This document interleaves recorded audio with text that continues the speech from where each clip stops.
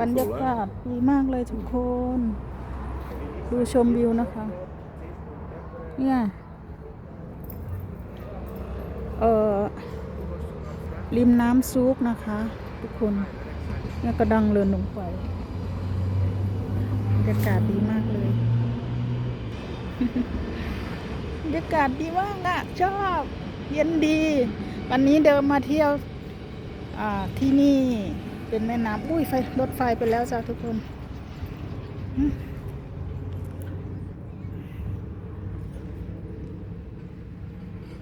เดินชมบรรยากาศค่ะ